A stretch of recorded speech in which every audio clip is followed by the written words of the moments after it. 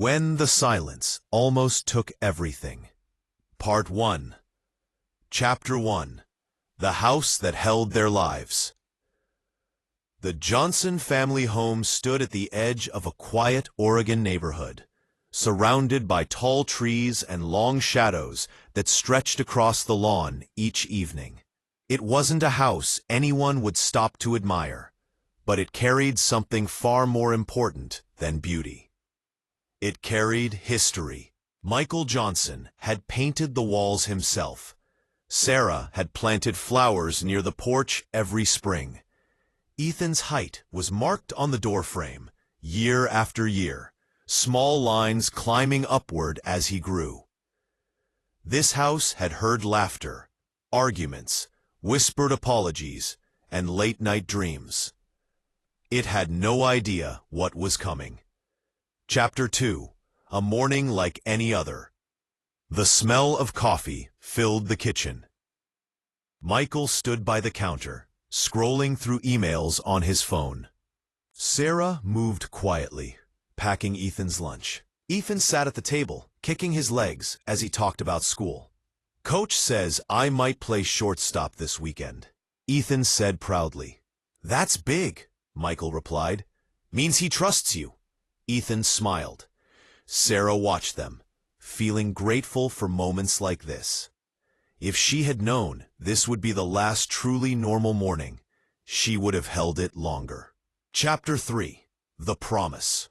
Michael grabbed his jacket and keys. "I'll try to be home early," he said. "You always say that," Sarah teased. He bent down and hugged Ethan. "Saturday.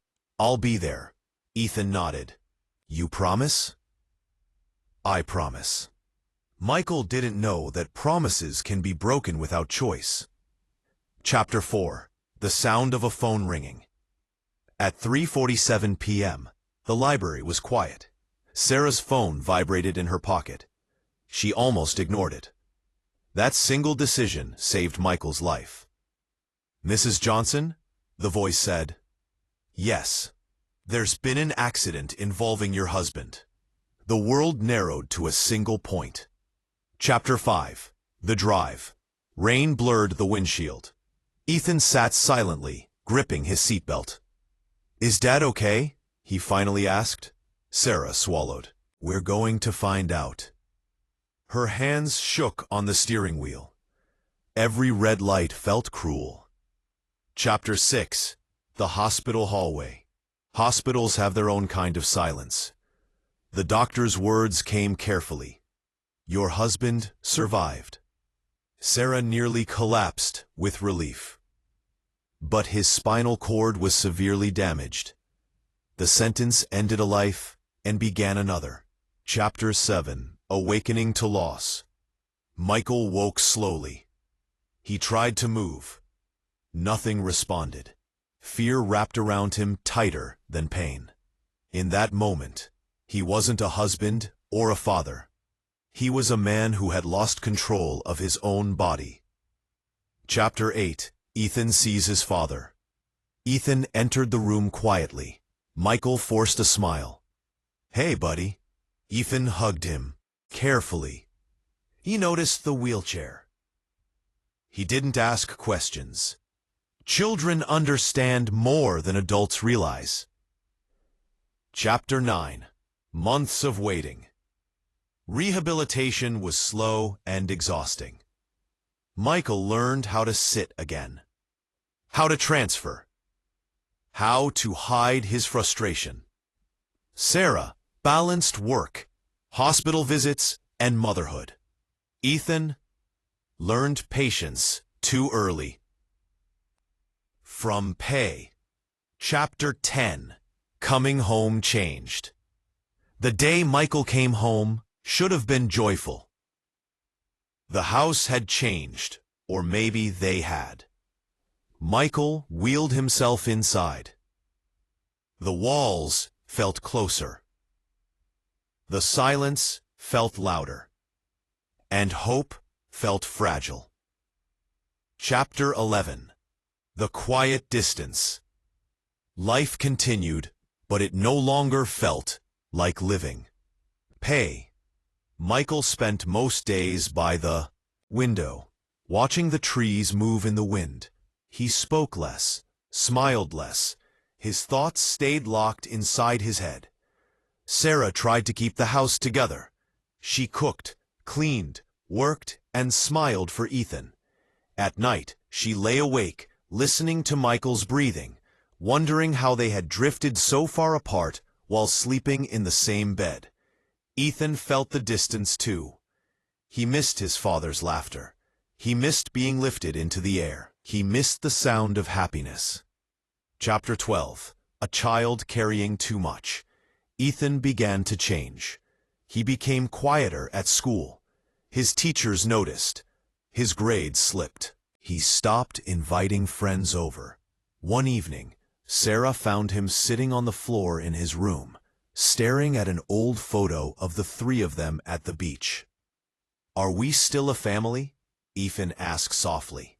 Sarah knelt beside him and pulled him into her arms. "Yes," she said, but part of her wondered if love alone was enough. Chapter 13. Words that cut deep. One night, after Ethan had gone to sleep, Michael finally spoke. "You should leave," he said quietly. Sarah turned toward him. "What? You deserve a life that isn't this," he continued. "I'm not the man you married." Her voice trembled. "You're still the man I love." Michael looked away. Love doesn't fix everything. Those words stayed with Sarah long after the lights were off. Chapter 14. The darkest night. The house was silent. Too silent. Sarah woke suddenly, a feeling of dread tightening her chest. She reached across the bed. Michael wasn't there. She called his name. No answer. The bathroom door was locked. Her heart raced as she knocked, then screamed. Moments blurred into sirens, flashing lights, and strangers' voices. Michael survived. But the truth could no longer be ignored. Chapter 15. Facing the truth. Michael was admitted to a rehabilitation center once again, this time for his mind as much as his body. Therapy forced him to confront thoughts he had buried. "I felt invisible," he admitted. "I felt like a burden." The therapist listened calmly. "Pain can convince us we are unwanted," she said. "That doesn't make it true." For the first time, Michael considered the possibility that his thoughts were not facts. Chapter 16. Letters from a Son. Ethan wasn't allowed to visit at first. So he wrote, every day. Drawings of baseball fields, of the house, of the three of them holding hands. One letter read, "I don't care if you can't run with me. I just want you to watch." Michael read it over and over. Something inside him broke open, not in pain, but in love. Chapter 17. Learning to stay. Recovery was slow. Some days, Michael felt hopeful. Other days, the darkness returned. But now, he spoke. He asked for help. He learned that staying alive was not weakness. It was courage. When Sarah visited, they talked honestly for the first time in months. "We almost lost you," she whispered. "I know," Michael replied, "and I don't want to leave anymore." Chapter 18. Coming home for real. The second homecoming felt different. Not heavy, not quiet. Ethan ran to his father and hugged him tightly. "I'm glad you're here," he said. Michael held him close. "So am I." The house still held scars, but it also held hope. Chapter 19. The game that mattered. Saturday came.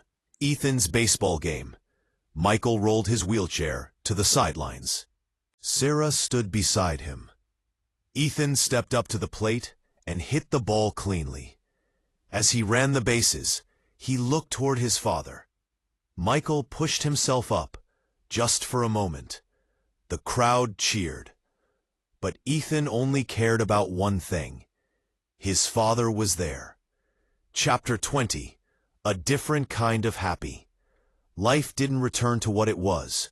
It became something new. Michael volunteered as an assistant coach. Sarah returned to teaching full-time. Ethan grew stronger, kinder, more aware of how precious love is. One evening, they sat on the porch, watching the sunset. "We made it," Sarah said quietly. Michael nodded. "We almost didn't." Ethan leaned against them both. And in that peaceful silence, they understood something important. Happiness isn't about avoiding pain. It's about choosing each other, again and again, even when life breaks you. The end.